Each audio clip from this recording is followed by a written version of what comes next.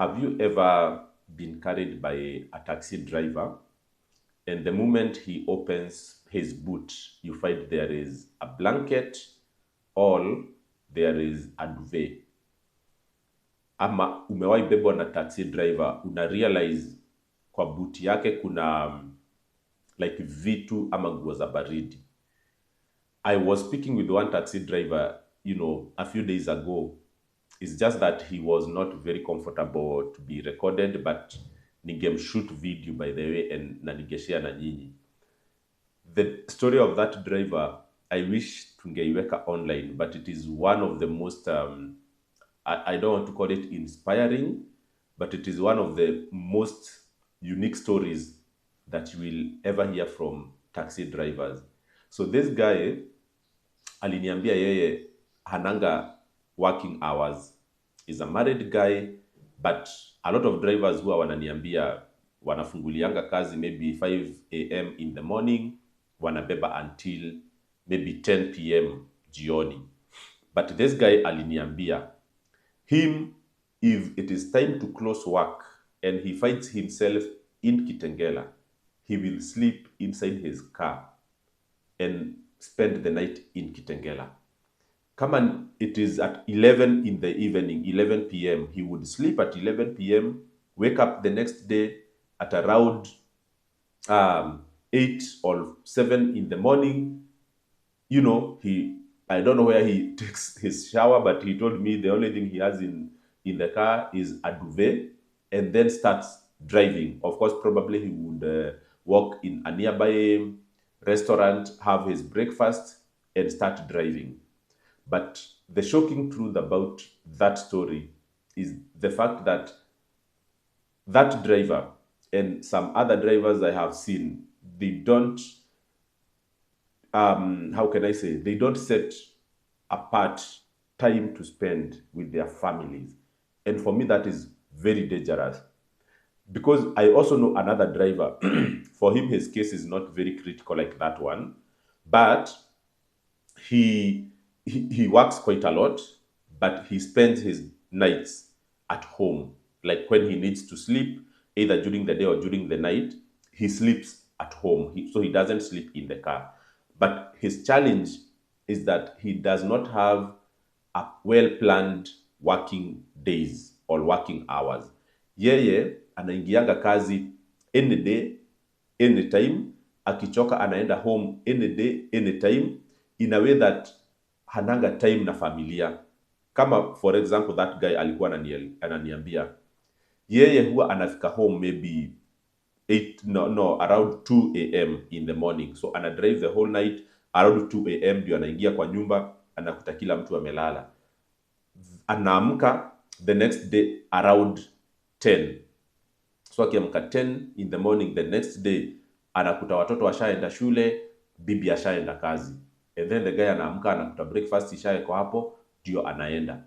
And I was trying to tell this guy that what he's doing is not sustainable. Especially if you are a married man or a married woman and you have kids and you have a family, you must really work in a calendar or in a schedule that is predictable, that you know that you will have time to spend with your family. And this, by the way, calls for sacrifice. And it is not always that a sacrifice about you make less money. No, it's you saying that I have to be home on these days at this particular time. Na mimi nilikuwa namwambia, because Mondays, Tuesdays and Wednesdays are not very busy days. Nilikuwa namwambia you should ensure that you get home latest by 8 p.m. At least jioni unakuwa nyumbani by saa 2, so that you can have supper with your family, you can check on your kids, you can check on your wife or your husband before they go to bed. But I think Uber drivers' psychology and their mental status, is going down every day because of living a life of isolation, living a life that is unsustainable and unrealistic. There is no way mtu anaweza kuwa hasync with the family. You have to synchronize your working hours in a way that it synchronizes with the family calendar. in a way that you have time with your kids, in a way that you have time with your family. Now, by the way, it doesn't call for working less hours. It is just planning your days in a way that allows you to meet the people that matter most to you. Na ninajua some people, because of frustration, maybe you have a few frustration at home, especially Uber drivers, maybe when you hawako in very good terms with their family or there are some struggles at home, they would choose to be on the road every time. They will spend 18 hours away from home in a way that when they get back home, they are just dead asleep. And the moment they wake up, again, they open the door and leave. And that kind of life for me is very worrying. It is very unsustainable. I have spoken with quite a number of drivers, and imagine they live on those kind of calendars. It's unsustainable. You have to make sure that you synchronize your driving hours to allow you to spend time with your loved ones. And it is very, very important for your mental health. Some people will say that the time you need to meet your family is the time when the trips are being requested. It is the demand time, but it is not always the case. Like this guy mwenye nimemwambia, mwenye huwa anafika nyumbani saa 8 za usiku, anaamka saa 4, anakuta familia imeenda kazi. I gave him a solution. Nikamwambia I know weekend ni kazi, kuna kuanga na kazi mingi. Friday night kuna kazi mingi, Saturday night kuna kazi mingi, Sunday mchana na probably usiku kuna kazi mingi. But Mondays, it is not guaranteed that kuna kazi usiku. Tuesday the same thing, Wednesday and Thursday. So nikamwambia Monday people go to work. So wake up at 5 or even at 4 in the morning. Amka at 4 or 5. Carry people and take them to work. Una get my point? Sacrifice that time. Make best use of those morning hours when people are going to work. And then by 7 in the evening, promise yourself to be home.